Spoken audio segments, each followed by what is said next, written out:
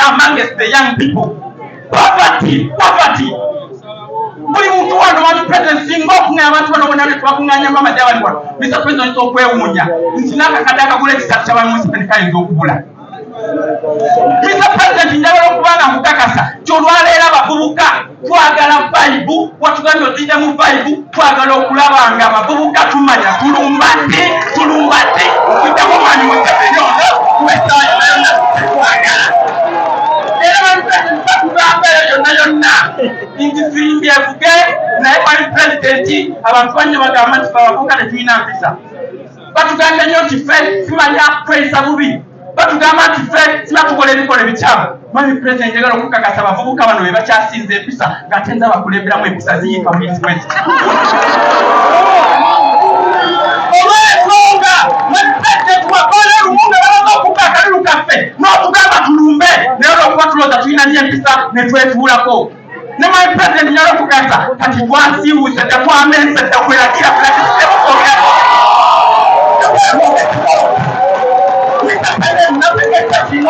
nakitegese nga communication ennene kulabanga feddamu nebwofunako olukoyina ogamba tujja nebogamba tujja fetwefunira olunaku netukola ki gamba tujja Museveni tujja Muwasi tujja Kenneth tujja mwena tujja Amongo tujja mwena tujja. Mwami pulezidenti abantu bano abaana abavubuka fenna abantu abali mu universities abavubuka bali mu universities ekimala tukoye embeera embi tukoye efuga bbi tukoye obwavu tukoye okutabira na mirimu tukoye okusiibwa abantu baffe tukoye okutusiba tukoye okukola ebintu ebikyamu tukoye okubanga n'amasomero getusomeramu gali mu nkola ki mbi. We are tired of the poor education system of Mr. Museveni. We want a better system and we must fight for it and we are ready to die. Some of us we are ready as a professional lab and we are going to do it. We must be ready to die to get the freedom that we want.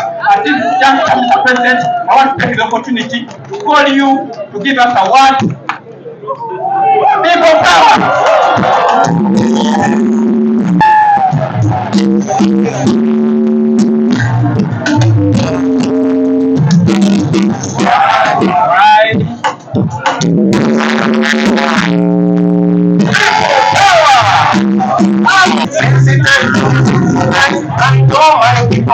Realize the most important in your mind to bring it up because education is expensive to get down.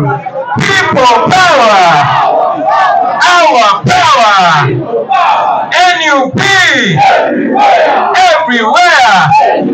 Before you sit down, ladies and gentlemen, I want to remind you why we think music is very important. Our ancestors saw it, we see it, our posterity, the next generation will see it. Music is very important. It was used during the days of slavery, used during the days of fighting against colonialism, used in the days of fighting apartheid. We use it during the days of fighting dictatorships. Because music is sound. Sound is vibration. Vibration is a vibe.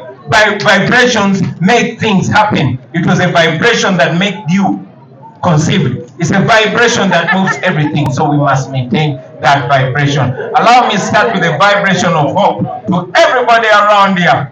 Select the vibration. Got to be strong. Never let your troubles don't keep you down. Want to rise up tomorrow. Look beyond you, yes. When the sky is not blue, and everything is a sign of the moon. Trusting God and believing. Trusting God and believing. No beyond. One day everything will be alright. One day. One day it's gonna be fine.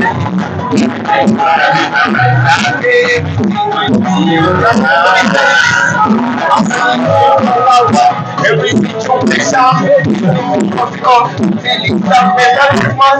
and the sun will shine no matter how dark the night has been. Over they will have a right to kill another man. Over the misery in the past, hospital with good medication. All ghetto youth will have a chance to go. No more shedding of blood on the streets. No more human rights violation. Man got no drones. Everybody will have the opportunity. One day everything is gonna be fine. Everything's gonna be fine. You know everything will be alright. Everything's gonna be fine. Everything will be fine. Everything's gonna be fine. You know everything will be alright. Everything's gonna be fine. Everything's gonna be fine. It will be alright. That is why, because the experience, what doesn't kill you makes you strong. Never give in to the negativity. I say one day you will look back and find, and you will have a story to tell. Endurance, perseverance, the harder the squeeze, the sweeter the cheese. Are you feeling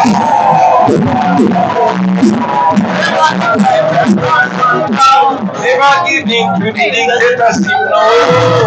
One day it will be no more. One day all of them will be gone. Put it down now. People power! Power, power! Please take your seats, ladies and gentlemen. Why do we sing? We sing because we believe in vibrations. We believe in hope. Marcus Garvey told us, and we learned, that a civilization is not complete without its art. Because art is the highest form of expression of human intelligence. Now, you artists, remember that. You have the power. You are powerful. I salute you. Ladies and gentlemen, I want to address the young people today. The young people from Karamoja, the young people from Acholiland, young people from Busoga, young people from Bukisu, from Ankole, from Chigezi, from Buganda, from all over the country. Young people. I say young people. Young people. I want to talk to you today. Some of these words are not my words. Frantz Fanon said that every generation must discover its mission and then make a decision whether to betray that mission or to pursue that mission. Buli mujiji guyina okuzuula omulamwa gwagwo, then ogwo mujiji gusalewo. Oba gufollowing ogwo omulamwa gugutuukirize oba gugulyamu olukwe. By now, one thing I'm sure of is that this generation knows its mission. This generation, I say, knows its mission. Mwe abavubuka b'omulembe guno mumanyi omulamwa gwammwe, mumanyi ekigendererwa kyammwe. I am not here to tell you about the problems that you go through every day. No, we've talked about that for more than 5 years. I'm not here to remind you about the freedom that you don't have. No, you know that. The young people from Karamoja, the richest place in Uganda and probably in Africa. You know that Karamoja is rich, but you are poor. I'm not going to teach you that. I don't live in Karamoja. I'm not going to show you the misery of the hospitals and the schools there. You know it. The young people from Acholiland, you know how much of your land is being stolen and given to foreigners. You know I'm not going to remind you of that. Okay? You, the young people of Ankole and Chigezi and the whole of Western Uganda, I'm not going to remind you that you're being used as scapegoats because the rest of the country thinks you earn tribal allowance. I'm not going to remind you about that. I'm not going to remind you about the kind of problem Museveni is causing for you. You know it. Okay? You, the young people of Uganda, sigenda bajjukiza ngeri gye bababyeko ttaka lyammwe, sigenda bajjukiza kitiibwa kye mwalina kye babaddeko, sigenda bajjukiza nti babasengula ku mataka gammwe n'abafu bammwe ne babazikulayo, sigenda kibajjukiza nabadde ekibogajjo.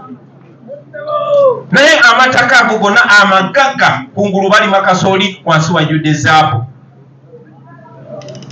Ng'omukadde amanyi nze kanime kasooli wange nkome ettaka ly'abaana bange. Naye kakati abwe bazuula zaabu Ubasula gold, webabagoba, ebirombe byonna, either bya Museveni, oba bya Sodo, oba bya mwana we, oba bya mukazi we. Sigenda bajjukiza ebyo, sigenda byogerako olunaku lwa leero, mubimanyi. Era sigenda bagamba nti twetaaga okwenunula kubanga mukimanyi. Mumanyi abaana bameka abali emidda nga tebalina musango. Naye ng'ate ababbi bali ku street batambula. Mumanyi ababbi. Banyugunya abatuufu tubamanyi. Mwe bageto youth mukimanyi bulungi nnyo.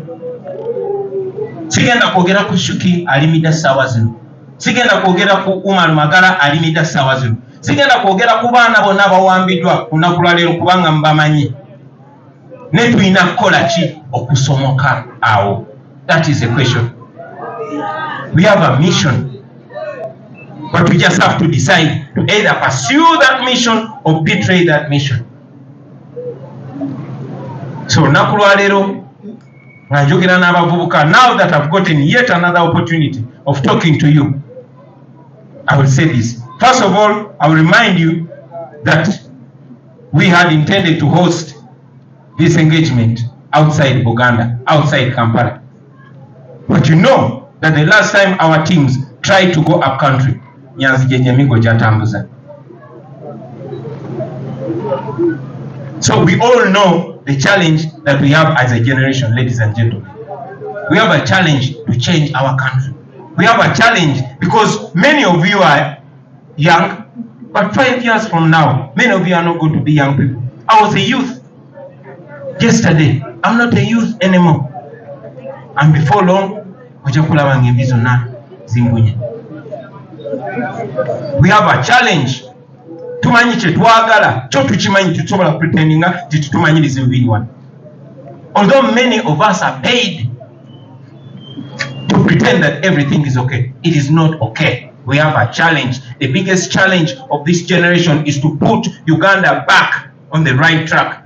Uganda eringa train yaserera neva ku luguudo lwa train. Tulina okugisitulanga generation tugisse ku luguudo lw'obutuufu.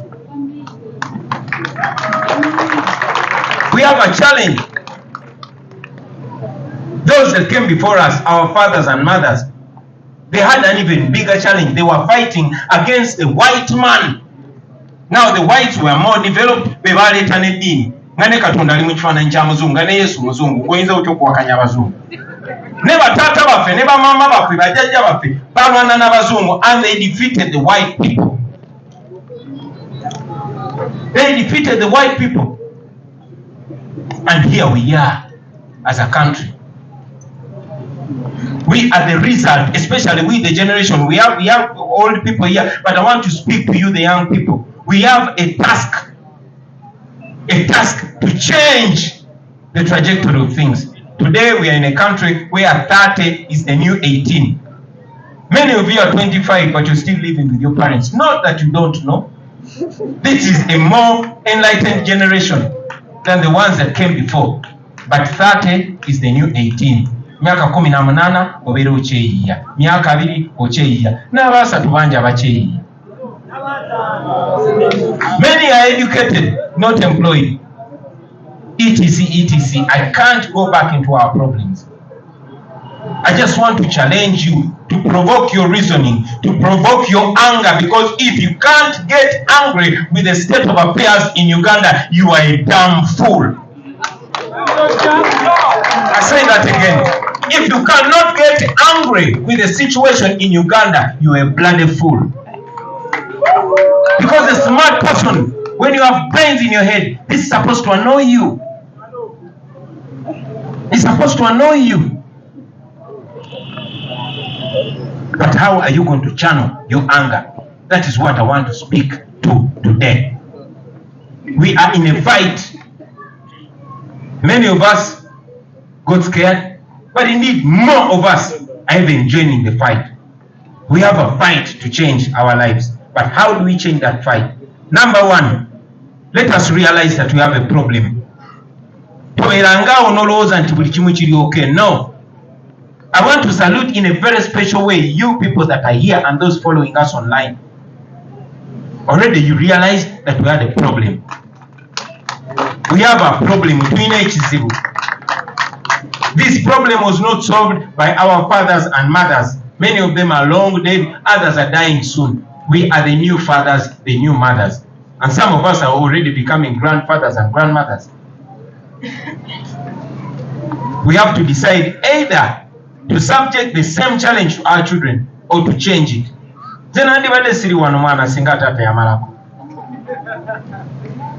We cannot blame our fathers and mothers, because once upon a time, a young man speaking like me, called Museveni back in the 80s, came and convinced them. Yes, he was not as cute as I look, but he convinced them, and they followed him, and he betrayed them. That's why today I want to speak to you individually and to ask you not to consider this as a Chagulanyi thing. No. Don't consider this as a Nyanzi, as a Senyonyi, as a Rubongoya thing. Don't consider this as a Zedriga thing. It is your thing. You have a bigger stake in this more than Zedriga, because she's older than you. In fact, most of you have a bigger stake in this more than me. Okay? You are in this country much longer than me. But I'll speak to that later. What must we do? First and foremost, let us realize the task ahead of us. Fold our sleeves and our trousers and get to work and do what we must do. I say it every day. Buli woza okuka oba buli wogenda okwebaka lowooza kiki kyenkoze olwaleero ekinafuyiza dictator. Oba tolina kyokoze ekinafuya dictator olunaku lukusaze. Let me say this in English. Every time you're going to bed, I want you to do an audit of your day and ask yourself, what have I done today that forwards our struggle? What have I done today that weakens Museveni and his government of thieves? If you've not done anything to weaken Museveni, then your day is a loss. Plan for tomorrow. Get up so early in the morning and go cause enough damage to this dictatorship. Our fathers had to damage colonialism to defeat it. They had to damage slavery to defeat it. You must damage dictatorship until you defeat it. So think. Each one of you has a duty to think. First of all, think individually. Chilowooze ko mwana wa mama genda otuwebako otume waggulu ku mabaati olowooze gwe nga gwe kubanga ogenda kula mwe bavubuka mu abali wano mugenda kula. Ziwe nali ndi muto mwandooza wenditukira mu zifooti oba Uganda eribeera oba eribeera nga Japan, kati ntandise kulengera mu 50. So after waking up, because waking up is the first step. The first step to solving a problem is realizing that it's actually a problem. Realize that it's a problem. Number 2, unite. Unite, muegate. Look for all people with similar thoughts and unite with them. You cannot do this alone. You cannot clap with one hand. We must unite. You must demystify your tribe. You must demystify your religion. Unite. The new tribe you must belong to is the tribe that wants a better Uganda. If anybody is supporting your oppression, that is not your tribesman. Your new religion should be the idea for a better Uganda. And you, the young people, you can never ever pretend not to know that you are already united by faith. I mean, look where we are. Bameka kumwe abawasiza mu tribe zamu. Bameka kumwe nga buli bachali bonna bonna tribe yo. Bameka kumwe nga bachali nga team yo, tribe yo obanga dini yo. We are already united by fate. You know Museveni has succeeded in misruling us for close to 40 years because he plays the divide and rule game. I was talking to a friend in America and he said he actually never knew that he was black. Bandi kumwe, you never knew you were Muchiga, you never knew you were Munubi, you never knew you were Muganda, because we are united by faith. naye Museveni afuba okiteekayo kakati gwe wisdom kaye oli munyankole so tolina kuassociatinga ne bano gwe Rubongoya oli munyankole tolina kudiringa na bano. No, we love our tribes, we celebrate them, they make us special as Africans. But let us agree that in many ways our tribes have been used against us to divide us, and that does not benefit us. It benefits those that are oppressing us. So unite beyond tribe, unite beyond religion, unite. Martin Luther King told us that we either unite and succeed as brothers and sisters, or we perish together as fools. Choose one. Tulina okwegatta mikwano gyange kitukakatako ffenna. Number 2, discipline. There's no struggle that has ever succeeded without discipline. And discipline cuts across. Discipline, most importantly, is how you relate with others. It defines you a great deal. Banji nnyo twalina okuyiga on the job. Njagala okubeebaza mikwano gyange mbadde disciplined nnyo naye nga temunakuba ngalo nnyingi tekimala n'omulundi n'ogumu. Kyanaku nnyo kiza ate ebiseera ebisinga ate abasinga okunsanyusa ate bw'obawaana nga bakoze ekirungi ate nga boonooneka. You'll find somebody is a firm freedom fighter, somebody is a firm outspoken person, but before long byonna byonna byayozeza n'abiyiwa mu ttaka. So I want to communicate to you, all of you friends, discipline is a very important thing. And this brings me to our comrades, the foot soldiers. Why do we call you foot soldiers? First of all, it's a tag of respect. Timuli balwanyi abalwanyira mu mbeera yonna ba foot soldiers. The question is, are foot soldiers, our beloved foot soldiers, are they a resource or are they a problem? We must make sure you are more of a resource than a problem. Ebiseera bingi nnyo batuwaana kulwammwe kubanga mmwe, n'ebiseera bingi nnyo batuvuma ne batuvoola kubanga mmwe. This is the best platform because majority of you are young people. But I get depressed when you misrepresent us. I've told you time and again that we have a responsibility to paint a picture for those that are far away from us, those that have been the victims of propaganda, Museveni's propaganda, nga tusiga abo bayaye, abo baana banyivu, abo bampisambi, etc. And some of our friends, unfortunately, they confirm that. I repeat, no struggle has ever succeeded without discipline. What is discipline? Discipline is the ability to suppress your own anger, your own emotion, your own desires for the greater good. Kanji gonze njogera nnyo mu luzungu, Rainy kaba kajja kuvunulira. Discipline kitegeeza gwe ebirowoozo byo oba obusungu bwo n'obituulira ku lw'obulungi bwa bonna. Nyinza okuba nga nyiize nga njagala kugwa moshi mu bulago nga kyekijja okunzikakanya nekigenda kuba kifaananyi ky'abalala. Mbalaba ebiseera bingi nnyo bannaffe, and I encourage speaking out. Naye muli bakulembeze, mwe abali wano muli bakulembeze, you are leaders. You don't need titles to lead, kubanga buli omu ku mmwe alina abantu bangi abamugoberera. And we are lucky we live in the age of social media where everybody has followers. But where are you leading them to? They are following you. No batwala batomeza kisenge oba obatwala monsi nsuubizi. Every time you see people following you, please know that that is a burden on your shoulders. Buli woolaba abantu nga bakugoberera manya nti olina obuvunaanyizibwa okubalaga ekituufu. Kubanga bw'otabalaga ekituufu gye bakoma okuwaana gye bagenda okukoma okuzalaba.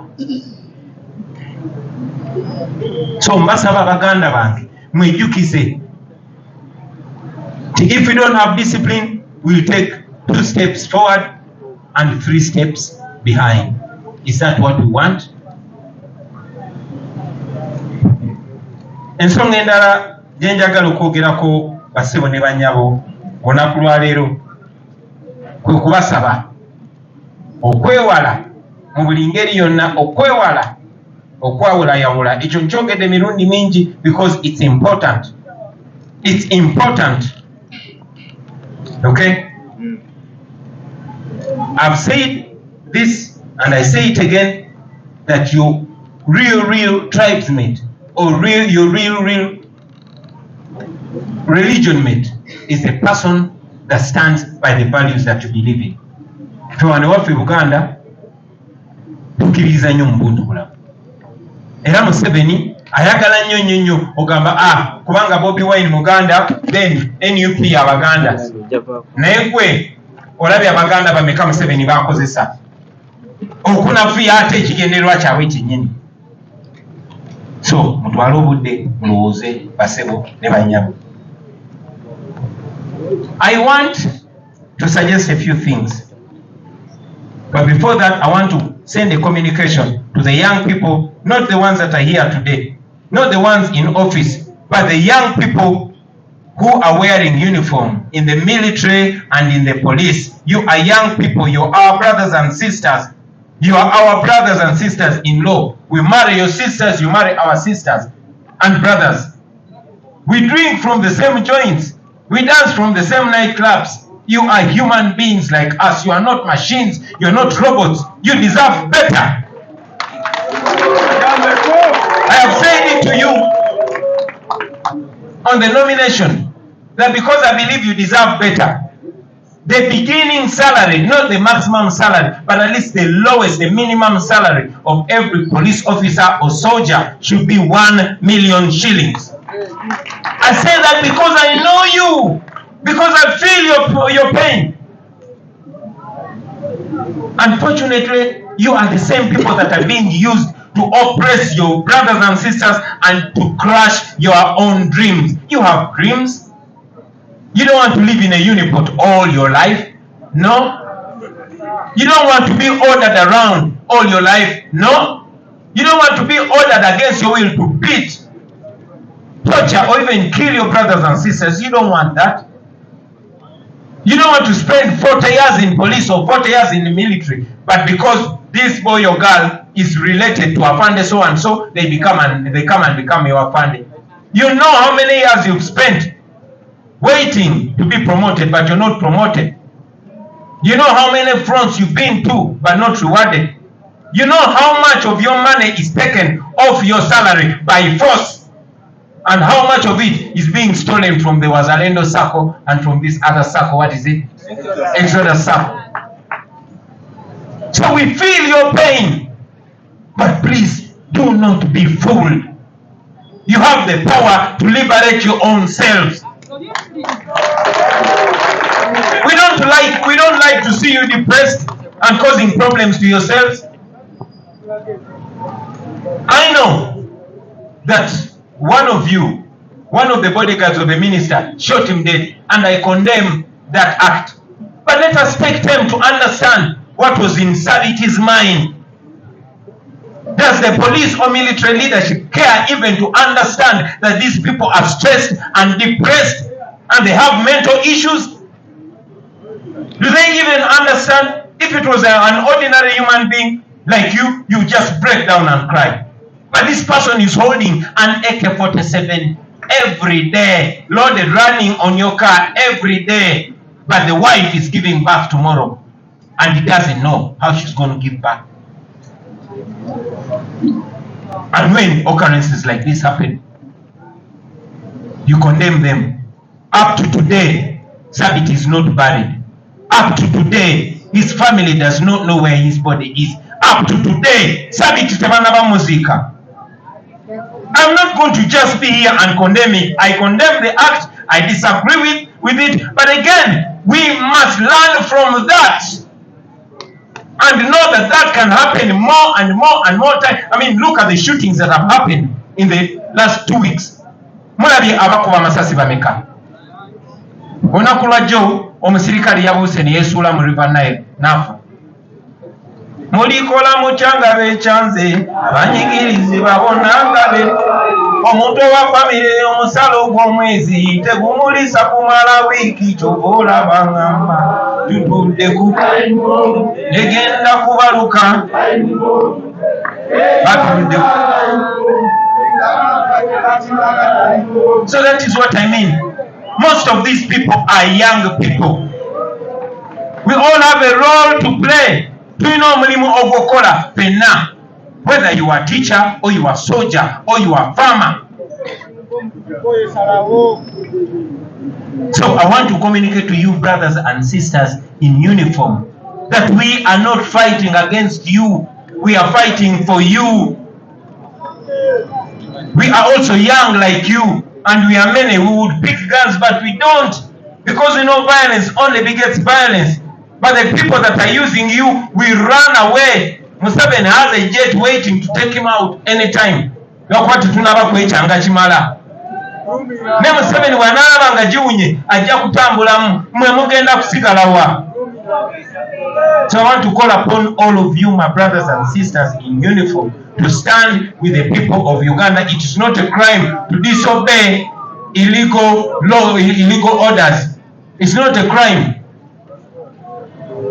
Secretary General waffe abadde asaba n'asaba Katonda asindike akacankalano mu kambi y'omulabe beekube. Olowooza esaala eyo Katonda teyagiddamu nga tonabagisaba. SG tolaba bigenda mu maaso.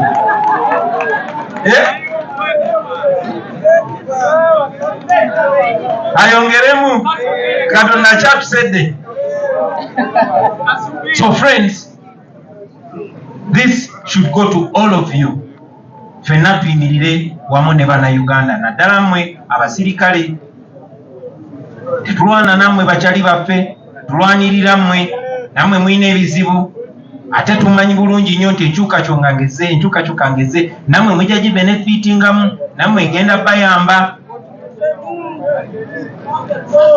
Tumwebereremu bakyali baffe. Njagala okusindika message, first of all, a message yebaza ba artist bannange. I hold you in very high regard, my fellow artists. Muli bakabi nnyo mwe ba artist.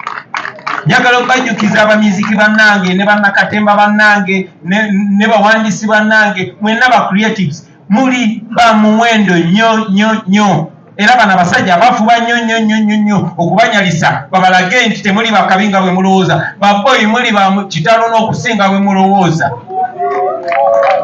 Njagala okubajjukiza mu myaka gy'ensanvu, Byron Kawadwa yawandika omuzannyo oluyimba lwa Wankoko oyo bamutta Bussi kubanga Amini yali amutya. Okot Pipitek was oppressed because he's an artist. But most importantly, njagala kutunula mu context yammwe nga ba artists abatono ennyo abasabawo ne mugamba nedda ssebo ffe tugenda tugula tetuli byamaguzi. Munnange si ffe tusoose.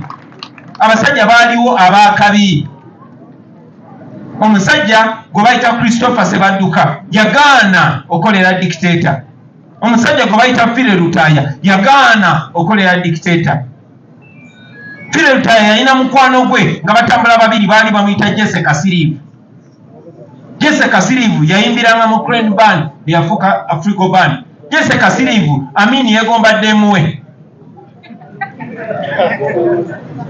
Na mukyala we ebimu. So Amini bweyegomba mukyala wa Jesse Kasirivu n'alagira Jesse Kasirivu bamutte, era Jesse Kasirivu bamutta ng'atiisatiisa bano abayimbi bonna bayimbe nga bawaanaye.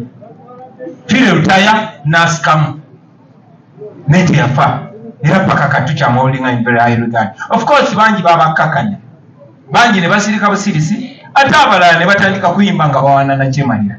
Bangi kwabo abayimbi bayimba nga bawaana Amini, abamu basanga mu diaspora kubanga bagenda naye.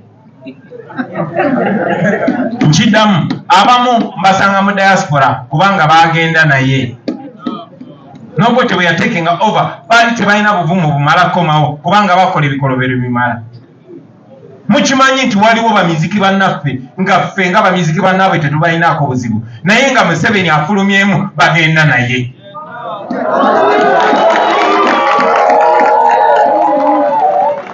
Nga ffe tubaaga tetubalinaako buzibu tetubagana nnyo naye nga tetubalinaako buzibu naye nga Museveni n'afuluma bannayuganda bagamba gwe obadde okozesebwa gwe obadde okozesebwa gwe obadde okozesebwa nga bagenda naye. Mbagamba bulijjo nti enswera ensirusiru yeyo enswera ewerekera omulambo paka Montana. I can tell you muyina power y'amaanyi nnyo. Ensonga lwaki Museveni akwata bilioni esukka 30 ez'omusolo n'aziwa ba artist abatono kubanga amanyi twamuteekako tabo. Yali tasuubira nti walivayo artist omu ku mmwe bamaze ebbanga ddene nga batuzalawo, bamaze ebbanga ddene nga ne art tebamuwa kitiibwa nga batuyita madongo naye kufe ne Musava ani mu ddongo. Of course bannaffe bangi babasasula n'okubasasula okuzala wano omulimu gwe bakola. Waliwo munnaffe omu yayimba wawangulira abasirikale kati ate abadongo n'ogamba kalira bono. Abamu babayigiriza n'okuzala wa koosi ezikufuula owakabi. So that is a problem. Naye njagala mumanye nti muli ba muwendo nnyo baganda bange, musigale ku ludda lw'abantu because at the end of the day abo abantu be batufuula ki kye tuli.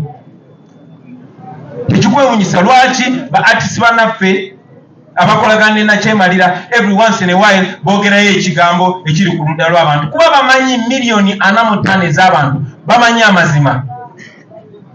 Gwe nga artist kikugasa ki okwata bilioni 30? Eddwaliro ng'erya Kiruddu terimalawo bilioni 30. Kwegamba mu bufunzi mwe bakutte eddwaliro ly'abantu ne bali bawa ne mulirya. Lwaki? Kubanga babatya.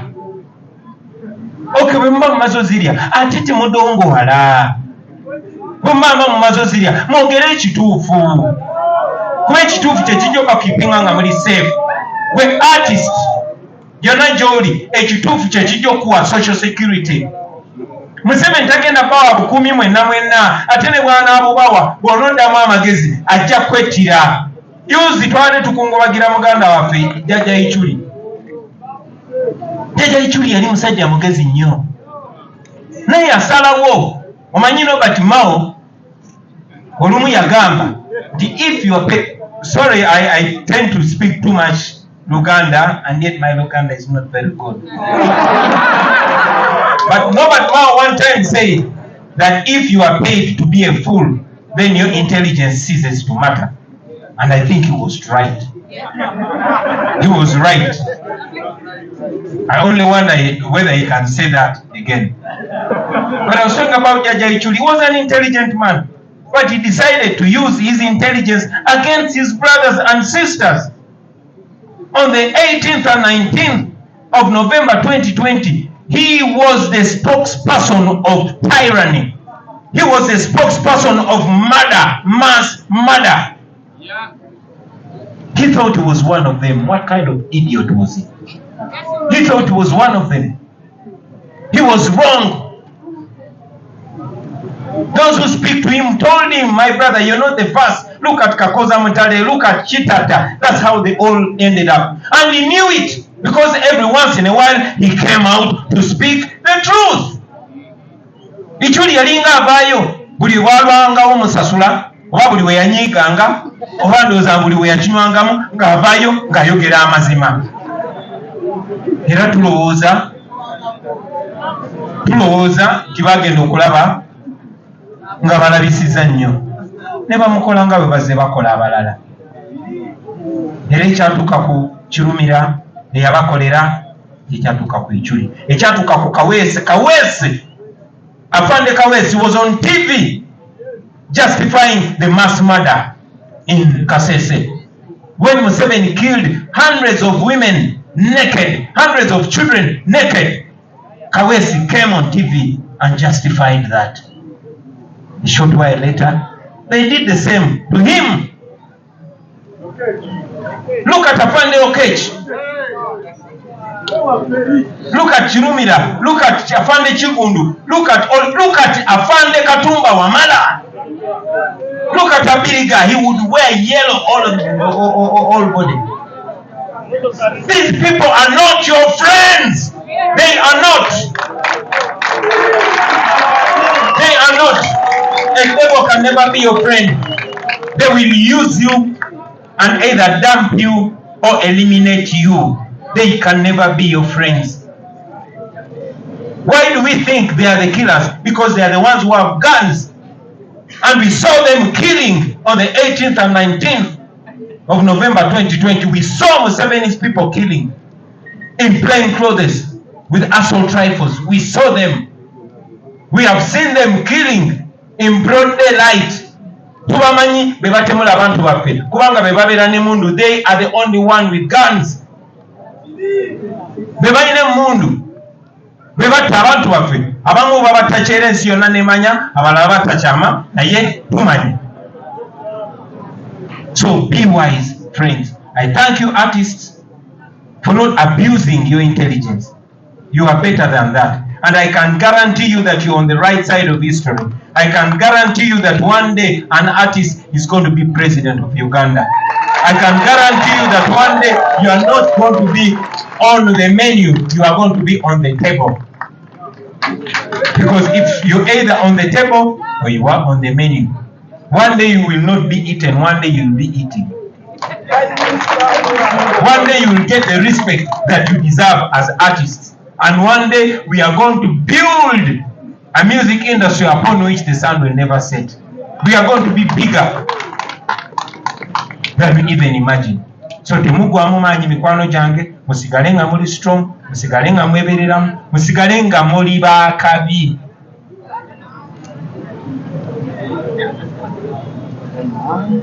Allow me to remind you, friends, that we might feel low.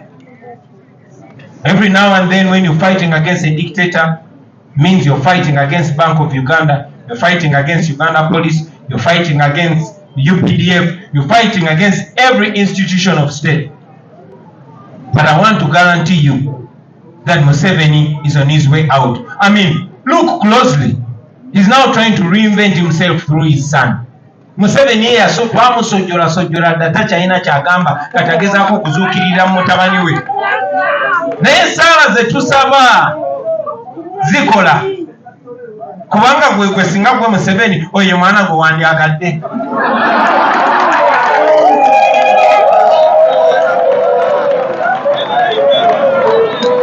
So esaala zaffe zikola. Mwongere okusaba Katonda yaddedde mu bunga.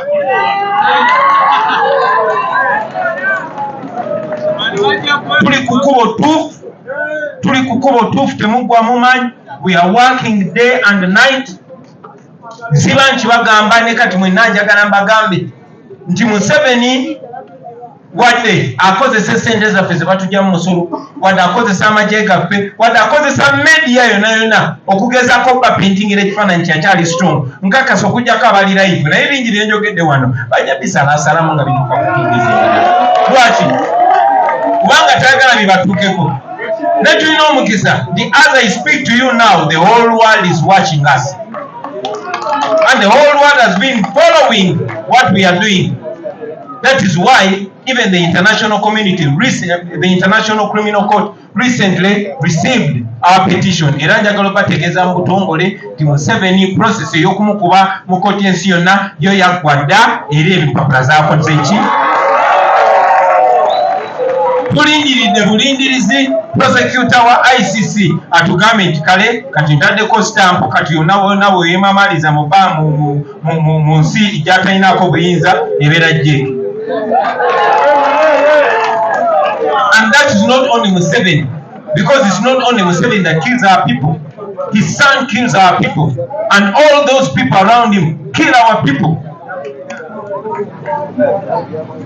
So we are not giving up. Please don't give up. Please be re-energized. Don't give up. Our brothers and sisters in the diaspora are with us. Bangi nnyo bali naffe era batenderezo olw'amaanyi n'obugumu bwe tulina. Temuggwaamu maanyi mikwano gyange. Hang in there, let's keep going. Ate mufuba otamalamu bannammwe maanyi. Okugezesebwa kungi nnyo. Okugezesebwa kungi nnyo, ebikemo bingi nnyo, okutiisibwatiisibwa kungi nnyo, naye temuggwaamu maanyi baganda bano. Njagala malirize n'ensonga zino bbiri wansi. Esookera ddala baganda bange, njagala bajjukiza. I want to remind you that we started out as the People Power Movement. We did not start out as a political party. And I don't want us to behave as a political party. I said we did not start out as a political party. And we should not be conducting all our business as a political party. We introduced NUP just 2 months towards elections. And NUP is our electoral platform.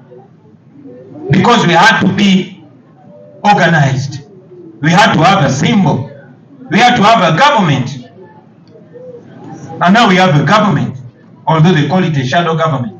So let us not be limited only to party mentality. Because there are many friends of ours, there are many people who think like us, but they are not in NUP. Some are in FDC, others are in DP, others are in, even some are in NRM. But they are tired of this guy. So don't limit yourself to only your house. Reach out. Anybody that wants Museveni to fall is your friend, no matter which political party they belong to. For as long as everything they do is to cause Museveni's fall. Nchida mu Luganda. Twatandika nga ekisinde eky'amaanyi g'abantu, people power. Era nga tukikirira abantu oba oli mu kibiina ki oba oli mu kibiina ki. Tetwatandikanga kibiina kya bufuzi. Tetwatandikanga NUP. Era nze kennyini nabagambanga nti tekigenda kutekinga kibiina kimu kyokka okuggyako nakyemalira, wabula kigenda kutekinga ffenna. Twatandika NUP nga tubuzayo just emyezi 2 ogenda mu kulonda, kubanga twali twetaaga organized platform eri registered. Twali twetaaga akabonero tusobole okufuminga government. Era singa tebaatubba, singa ffe government. N'olw'ensonga eyo mbasaba endowooza yammwe temugikomya just ku kibiina kyaffe kyokka, wabula buli muntu yenna oba wa NUP oba si wa NUP, naye ng'ebikolwa bye n'ebigambo bye biyamba Museveni okugwa amangu ddala. Oyo mukwano gwaffe. Ate omuntu yenna ne bw'aba yeeyitaba NUP, ne bw'aba yalondebwa ku kadi ya NUP, naye ng'ebikolwa bye n'ebigambo bye biyamba nakyemalira, oyo mulabe wammwe. Muntegedde bulungi. So mukwatagane na buli muntu yenna. Of course kiba kirungi nnyo bakwana, si mu ngeri ya eri mutwe. Opakolako omukwana, tubasembeze tutambulire mu wamu nabo. Naye ne baba tebali mu kibiina kyo, bw'abanga ebikolwa bye n'ebigambo bye biyamba okununula eggwanga lino okuva mu mikono gya dictator Museveni, oyo muganda wo, oyo mukwano gwo, muyise nga bw'olina okuyisa munno. We must build synergies. Many times young people see me with Dr. Kizza Besigye. Some complain, principal now, are you now reuniting with our competitor? We are not competing, we are working together to save this country.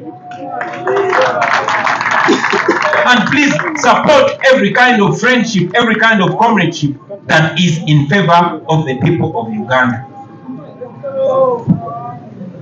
Also, I want to ask you, friends, that maybe this is the time. We are not in elections now. And I disagree with those people that bring their 2026 talk here. We won the election. I am the president of Uganda.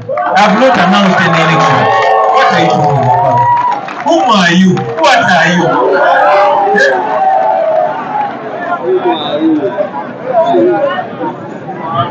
My friends, what we have to do right now is to reawaken the people power vibe. Saba muzukuse omwoyo gwa people power, omwoyo gwa maanyi g'abantu kusutuke mu buli muntu. Not everybody that is fighting with us is a member of NUP. As a matter of fact, I meet so many people ngaba people power batuwagira. Okay? Mubere nabo tuzukuse ogwo omuliro, tuzukuse amaanyi ago. Tuddeyo mu bantu. Let us go back to the people. It is very, very, very important. Let us go back to the people, reconnect to the people. And I want to ask you young people here today that wherever you come from, start. If you've not started yet, I hear you say, we started long time ago. We might slow down a little bit, but let us continuously remind each other. Bolaba munonga saze speed mukone ko mugambe yimuka. Olaba nange bankona kubaga principle chichina ye etayi ngazi yitidde teka mubutu tugende ngamba bwe kiri mukubwa ngatulungu. So let us do what we must do. Finally, you young people of Uganda, I want to remind you that me, Chagulanyi Center, I'm no longer a youth. Okay? I'm no longer a youth. I came into this political thing when I was a young man, 35 years, now I'm 41. I'm in my 40s, soon going to the 50s and 60s. Tetuda Marika. Okay? So this is incumbent upon you. Of course, I'm not giving up. But don't put it on me. Because Museveni is looking for my neck. He's looking for my life. It must not stop with me. He should also know that even if he kills me, even when I die, my work will only have begun then. I will come back to you, whether through a storm or na yes, somehow, you know, use me and use yourself, because we are all candidates of Museveni's mother. Use yourself. You, the young people of Uganda, I am talking to you. Stop looking for shallow satisfaction. Fight back. Because this that we are doing, we are not the first people that have done it. No. The young people of Burkina Faso have done it. The young people of Tunisia have done it. The young people of all over the world have done it. The young people of Kenya are doing it now. So you, the Ugandan young people, if you cannot do what other young people have done to liberate themselves, if you cannot do what those young people have done to be free, then you had better die. I say it again, if you cannot do what you have to do to free yourself, you had better die. When Dr. Besigye was on TV recently, he spoke to us. He said, stupid people will either be enslaved or will be killed. Are you stupid people? Will you be allowed to be enslaved? Will you allow anybody to enslave you? After all, nobody can enslave you without your permission. Fight back. You're asking me to tell you what to do. Fight back in any way possible. Mwerwaneko mu ngeri yonna gye musobola okwerwanako. Organize. Mweteketeke. Organize publicly and organize separately. Organize when they know and organize when they don't know. Mweteketeke, mwekolemu omulimu. Mweteketeke mu ngeri gye balaba eri publicly, mweteketeke ne mu kyama. Kebayita akafeeki. Okay? Mweteketeke mu ngeri gye bamanyi, mweteketeke ne mu ngeri gye batamanyi. Museveni, when he was our age, bwe yali talina kyakola ye yakwata mundu. Sigambye nti ze mba mukwata, naye ate era sigambye nti muzigwa. Ekyo kyamu. Nabagambye every generation must discover its mission and choose either to betray it or to pursue it. We are here, friends. You are the young people. You are the ones responsible. You are stuck in this country. You're going to be in this country when you're 40. You're going to be in this country when you're 50. You're going to be in this country when you're 60. You're going to be in this country all the days of your life. And when you die, you'll be buried here. If you don't change this, it will follow you to the grave. These thieves, these land grabbers will exhume your remains. I am telling you that now. These people, what they have done to you is not enough. Batata baffe ne bamama baffe baali balowooza Museveni mubi nnyo kubanga yabajjako eddembe lyabwe. Tebamanya nti ne Magombe asobola obbasangayo nkugambye babba amataka g'abantu ne basenda n'ebijja byabwe. Now, are all of you waiting for your children to become karaoke dancers? Are you waiting for your children to go and work as kadamas? No. Nina abaana baasoma, baana bayigirize. Bw'olaba bakadama nga bali ku social media, olaba obwongo bwa waggulu ennyo bwe balina. Neraba embeera gye babataddemu. We cannot accept that nonsense. You young people, it's your responsibility. Don't leave it to the politicians. No. The politicians will disappoint you, but if you are firm, they will listen to you. Your hope should not be in the parliament, should not be in that position that you want to stand for. Your hope is not in the court. Your hope is in you. Mwekolemu omulimu. Si kino muziraba. Si kino temuziraba. Abasirikale bawe temubalaba. Temubalaba bwe beeyisa mu eggaali bokka ne bokka. So mwekolemu omulimu basebo ne banyabo. Badictator nga Museveni babatwala ne public uprising neziba organized. Temukiteeka ku nze.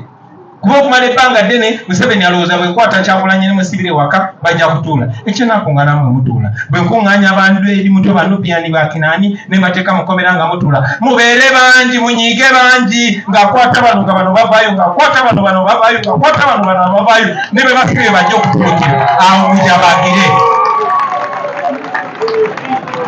So I'm asking you, friends, I am charging you, go back and first and foremost be angry.